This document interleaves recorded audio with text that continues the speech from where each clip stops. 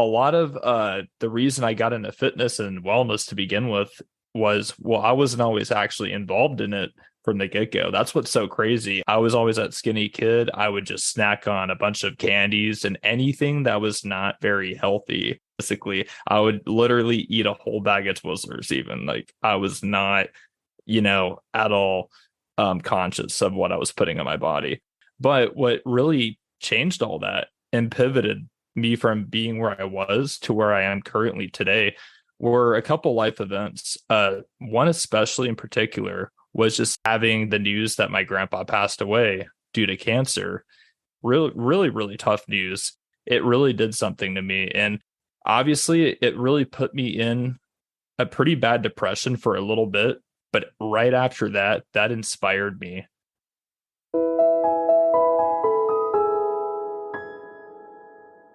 Welcome to Linda's Corner, where we bring more hope, healing, and happiness into the world. Today, we're going to be talking about how to break old patterns that are not serving you. I'm delighted to welcome Roman Fischer. Roman is an actor, model, and high-performance coach. You can reach Roman at his website, romanfischerofficial.com, and I'll include a link in the show notes. Welcome, Roman. I'm so glad that you could join with me today. Definitely. It's a pleasure being here.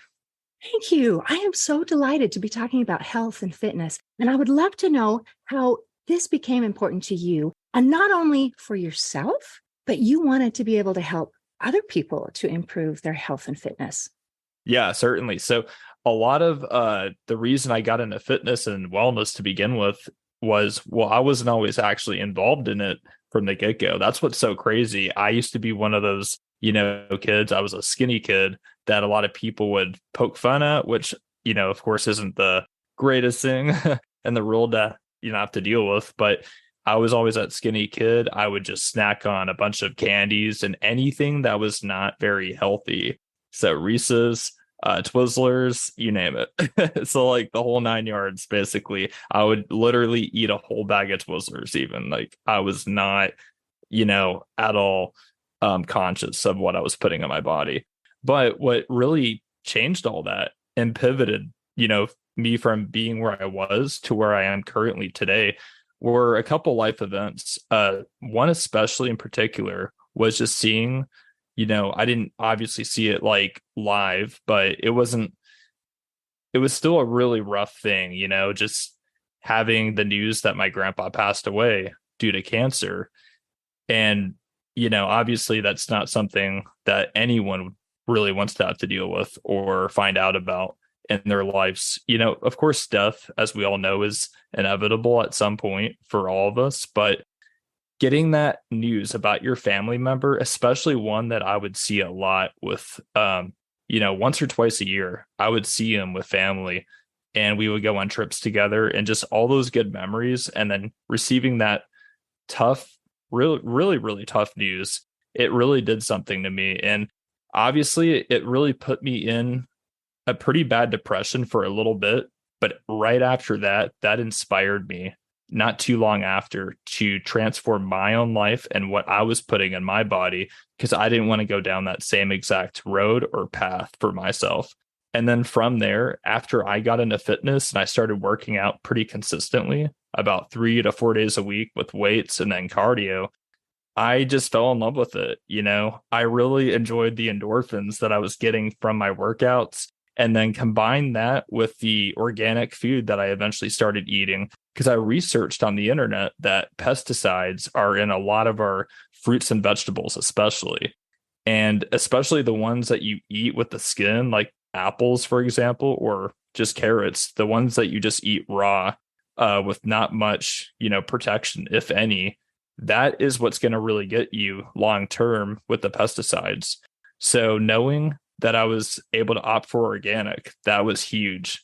And all that combined with the healthy, dieting, if you want to call it that, and just a healthy living with my workouts, it gave me such great endorphins. I felt more alive. I had more energy.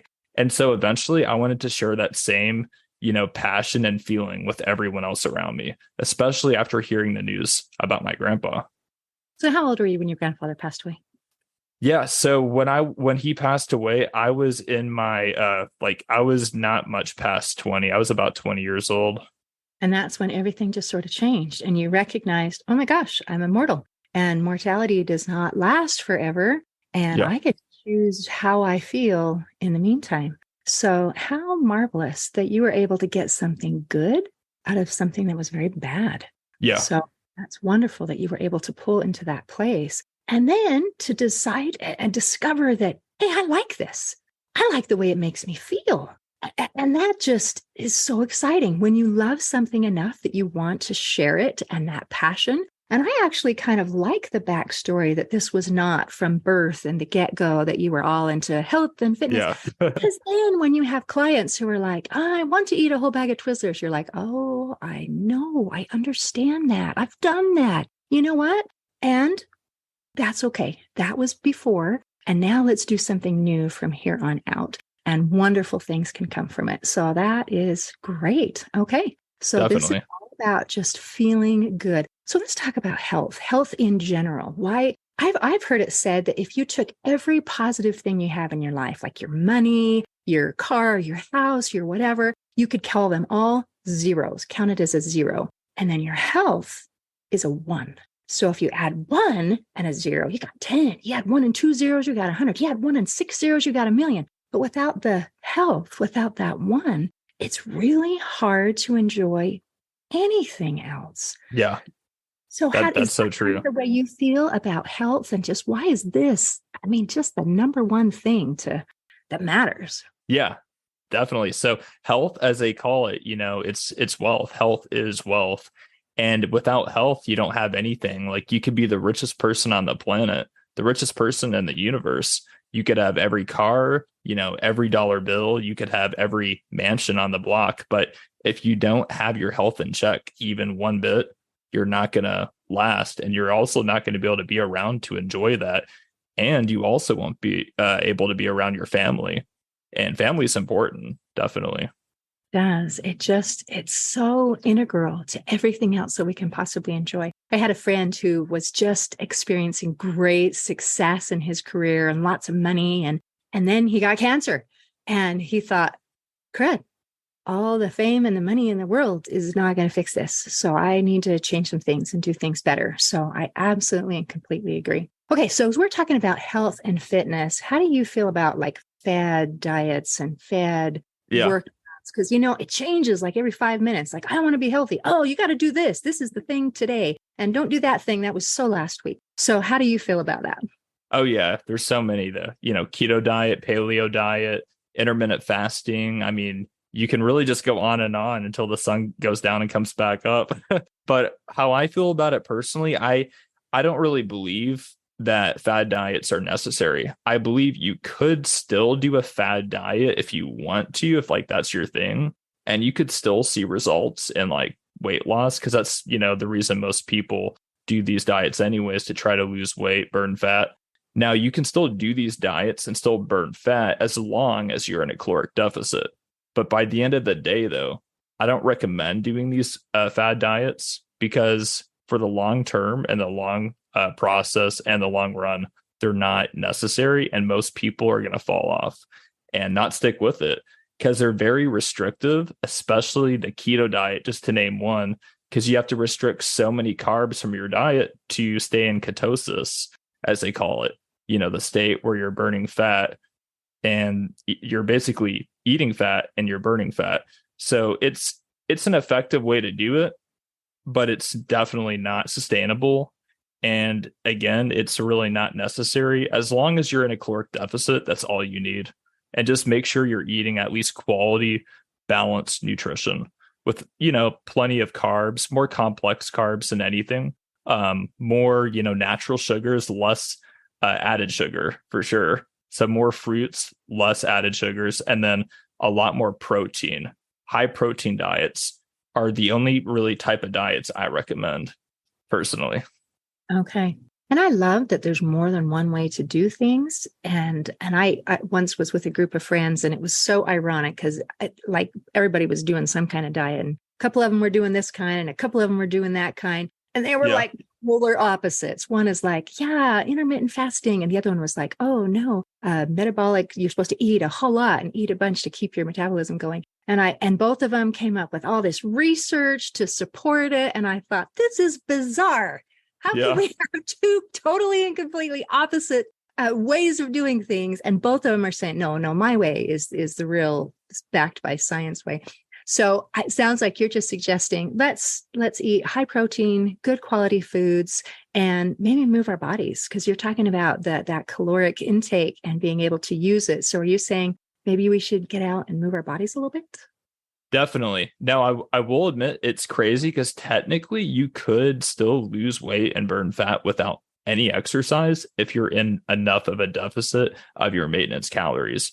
But it's easier to have, a healthy diet and work out too, because when you work out too, you're burning extra additional calories, and you're not having to be as much as you're not having to be as much of a deficit as you would be if you didn't have, the workouts. So by working out, you can have, more calories that you eat because you won't need to create as much of a deficit to fill that gap, if that makes sense. So do you do calorie counting and like an app or something where you say, I ate this much, it's this many calories, I worked out, I did this much, or you just kind of eyeball it or wing it? Or so what I do, most people use apps these days. What I do is I just look at, the labels of the foods, unless I'm already really familiar with it. By this point, I'm pretty familiar with what I eat. I usually eat the same thing. Not that you have to do that by any means, but that's how I'm pretty familiar with like what to track. And I just put it in my phone and my notes, and then I just add up the macros and then the overall calories from there. All right. So now that you said you eat the same thing every day, I'd like to hear what you eat every day. What's breakfast? What's lunch? What's dinner? Do you Definitely. get a snack? Yeah. So I occasionally snack a little bit, but what I usually do is I just eat 3 big meals with some filler snacks because I'm actually coming off of a lean bulk. So just trying to finish up gaining that muscle before I start cutting down, because I'm planning on doing a show later on this year. But what I usually do and what I usually eat in the morning is I'll typically have like some protein shakes if I have them, or some protein bars just to start the day. After that, I'll have some protein oats, have some peanut butter, have some milk with it, and then some bananas. So that really helps to get some carbs and some fats and protein all in one meal. So quite a good balance. Or is this breakfast and lunch? That's breakfast and lunch usually. Oh, okay. All right. And then so later, then I'll have like a filler snack, have some grilled chicken, not too much, I'd say about 6 ounces of grilled chicken with some organic broccoli, organic carrots, and maybe some spinach too to go along with it, just to, have some more protein that I wasn't able to get as much earlier in the day. And then towards dinner, I'll have more grilled chicken because I'm a chicken fanatic.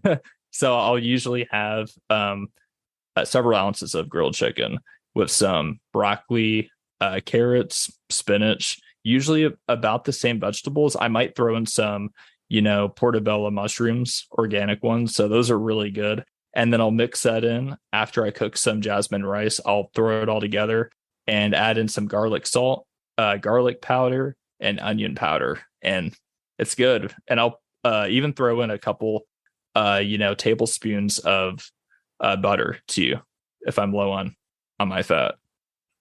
Okay. So it sounds like it's yummy. Because I think life is meant to be enjoyed. And a lot of times when you start saying that diet word, which makes people just cringe, it's like you panic before you even started. You're feeling satisfied. You're feeling like, oh, this is yummy. I'm looking forward to dinner. And your breakfast is easy. Do you ever get bored, or this just works? It's fast and easy, and you don't think about it. It's just like, what's for dinner? It's like, no, I got this. I know what dinner is, and I'll be ready in 20 minutes or whatever.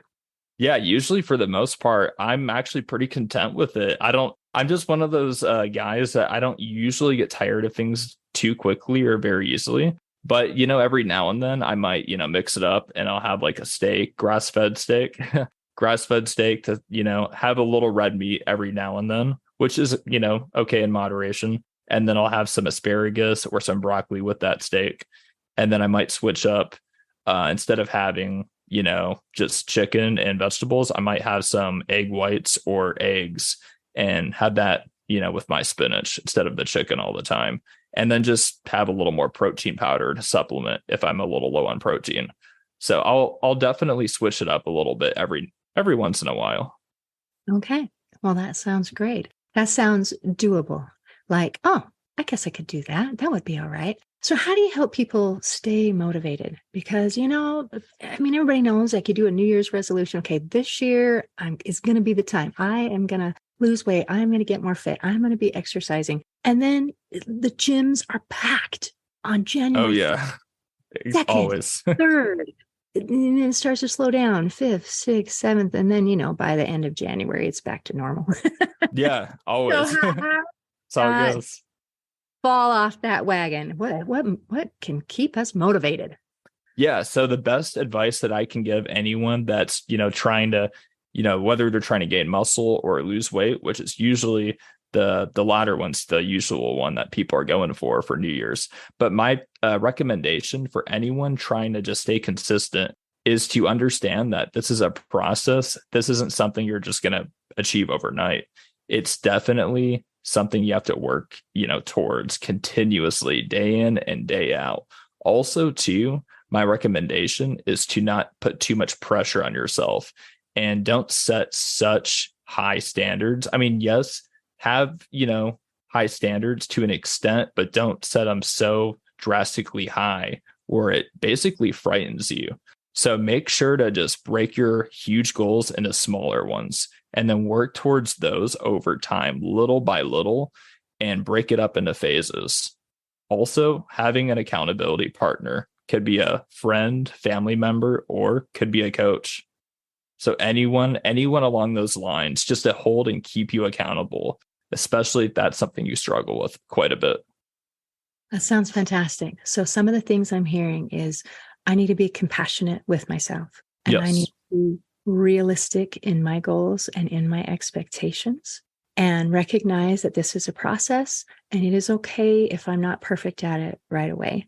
And also, I love the idea of taking the goals and breaking it down into smaller, manageable chunks so that you can feel like, hey, I accomplished something. Hey, I did something. And then having that accountability partner so that, somebody is going to know whether or not I stepped into that gym because I got to tell them. exactly. So that sort of thing is just so common sense. And so how does a coach fit into all of this? Is the main job to give this instruction and to be accountability, to give that accountability, or is there something else that you bring to the table? Definitely. So other than, of course, that pure utter accountability, I also do just guide them every step of the way. So beyond just the accountability, I give them, tools and tips of what they have to do from start to finish. And honestly, though, there really isn't a finish line. So I just make sure after we finish that phase, we go into another phase on whatever other goals they might have. Or if we're just trying to continue those goals and working towards those other goals, then I'll just make sure that they stay motivated and stick with it. And of course, I also give them customized meal plans, customized workouts. And also I show them and tell them how to do the workouts. So it's very cool, very neat. And yeah, I also do 2 private sessions with them a week. So other than just texting them or maybe calling them every now and then, I also keep them very accountable with doing 2 coaching sessions a week and just figuring out, their, pain points that they're currently experiencing, any other, problem that they're dealing with, and any motivation that they need for whatever goal they have. That is awesome. So let's talk a little bit about, in order to come to this place, we might have some old patterns that we have to let go of. Yeah. What kinds of things have you noticed that are our patterns that just maybe aren't serving us, but they're so familiar. We just keep doing them. What kinds of things do you just see like over and over again? It's like, yeah, I've seen that one. Definitely. So a lot of people saying, and this is probably the biggest one, a lot of people saying they're going to do things and they don't. So it could apply to fitness, especially, but it could also apply to a lot of other things or really anything in life. A lot of people will say they're going to do X, Y, and Z, but then they don't actually do it. And they spend more time talking about it than actually going out and doing it. So their brains effectively and essentially are mistaking, their words for actions. It's crazy. There has been like studies done too where people say they're going to do this thing, but they don't actually end up doing it. And their brains thinking they're actually accomplishing and achieving things. It's Wow, really neat. that's Yeah. fascinating. So if I say the words, hey, I'm going to go to the gym, my brain has already given me the reward as like, good job, nice goal, you are awesome. And then when I do nothing, I get, that little temporary happiness, and yet I don't get any of the physical benefits. And that idea of not following through is huge. And Yeah. like I said, it applies to every single aspect of our life. And I think I want my words to mean something. Like if I say Always. it, I'm going to do it. And if I don't mean it, I'm not going to promise it. So that matters to me very much. So excellent. Okay, so let's say I'm one of these people and I said the words and so I'm good to go. How can you help me to change that so that I actually do what I said I was going to do instead of just moving on? Definitely. So other than just verbally saying it, to yourself or other people around you, I also make sure that on the coaching calls, especially I do with them, I make sure they write out, the action steps that they're going to do even better for next week. So if they miss their workout or for some reason, if they didn't do the other objective that I had for them, I just make sure that they write it out and how they're going to achieve it and what they're going to do. So that's another way I keep them really accountable. And then I do, check-ins with them and text too, just to make sure that they're doing what they're doing. So I do a lot of those things as well. That's been actually pretty helpful, especially when they write it out though, because I've noticed when people say things, it might get done, but it's just it's a halfway to the check mark. But when they actually write it out, it almost solidifies that's what they're going to do because it puts it into their subconscious, and it's really neat and interesting how that works. Fascinating. So what a simple tool rather than just saying it, writing it out. And Oh as you yeah. gave your example, I heard another tool, and that was the action steps. So rather than saying, I am going to improve my fitness, I am going to lose weight, I am going to some broad thing, by turning it into some specific action steps. This is what I'm going to eat for breakfast. This is what I'm going to eat for lunch. This is what I'm going to do to exercise, making something specific. You're probably familiar with the book Atomic Habits by James Clear. And some of those things about breaking it down into specific steps are very helpful to get over that idea of saying something or wanting something to actually accomplishing that thing. So very well done. Very well done. Yeah, So thank you. into smaller little specific action steps. So what kind of exercise? What's your favorite? What do you do? Yeah, my favorite exercise, I would honestly have to say it used to be squats with leg day, but honestly at this point right now, I'm really loving, just chest press. Just the, good old barbell chest press. It's my favorite. Does it just feel good, like you accomplished something awesome when you see the weight, like, oh, today I pressed this many pounds? And Oh oh, yeah, just seeing like that increase in weight, and then of course just the feeling of being able to just go up and just go all the way down, go up, go down, and then lift it right back up, and you feel like you're lifting up the world sometimes. So it's really neat, yeah, especially after a cup or two of coffee.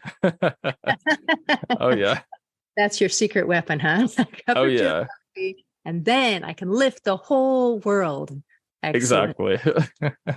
That is really cool. Well, let's see. What inspires you the most? What? Yeah, what inspires me the most, honestly, is just seeing what I feel like I could become and just all the other people around me that I look up to.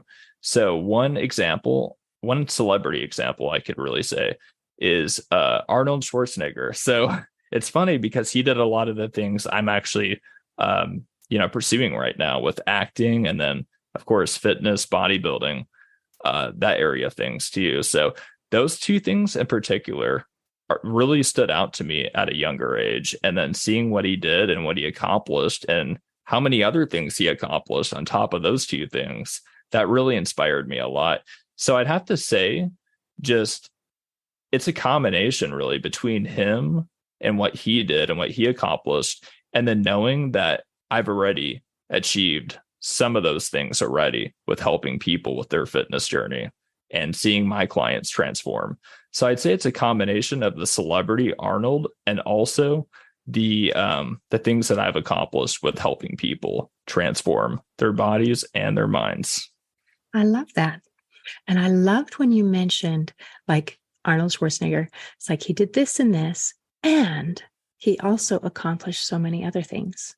Oh yeah. And many of the skills that we develop as we learn how to take care of ourselves and to have some self-discipline and to be able to keep our word, especially keeping our word to ourselves, that we gain this skill set, which gives a benefit to our health, the way that we feel, the way that we look, and it also helps to change who we are. And then that skill set can go to anything else that you want to do, anything else that you want to accomplish. If you have that self-discipline, if you have that motivation, if you can keep yourself going, I think you can do anything. Oh yeah, definitely. Yeah, the mindset, and I've said it on a lot of other podcast interviews, but also in a lot of my videos that I post to my social media, that your mindset, that's really everything. I mean, obviously there's with fitness, there is obviously a physical aspect to it with working out and such, but if your mindset's not there, it won't matter, how badly you wanted to work out before, because if your mindset's not there on that single day, on that given day that you're, might want to work out, it's not going to happen. Like your mind has to be clear, it has to be focused, and it has to be very motivated, but even more so consistent in whatever that you were wanting to do. And is that the mindset I'm looking for, is to be clear and consistent and motivated? What was the fourth thing? I can't remember. Anyway, so that's where we need to be at. That's awesome. Oh yeah. Okay, sweet. Roman, is there anything else you want to make sure that we cover before we close today? Let's see. So my advice for anyone out there that's, struggling to stick with it and stay motivated, just to reiterate earlier, is to understand this is a process. It's not something that you're just going to arrive at. You're not going to get to the destination tomorrow. You're not going to lose those 10 pounds tomorrow, and you're not going to gain those 10 pounds of muscle tomorrow. It all takes time. It's a journey. It's a process. But what's cool is knowing that this is a journey and then enjoying the journey. That's what's going to make the destination that much better. So just remember to stick with it and never give up. And if you need help, just reach out to a coach or an accountability partner. Fantastic. Fantastic. Thank you, Roman. This has been a delight. Oh, yeah. Thank you.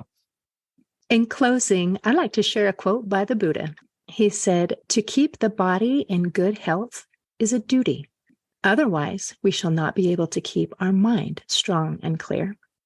Today, I invite our listeners to take care of their body and their health and to break those old patterns that aren't serving you. See you next time on Linda's Corner. Thanks for listening. Please share and subscribe to help us reach new listeners.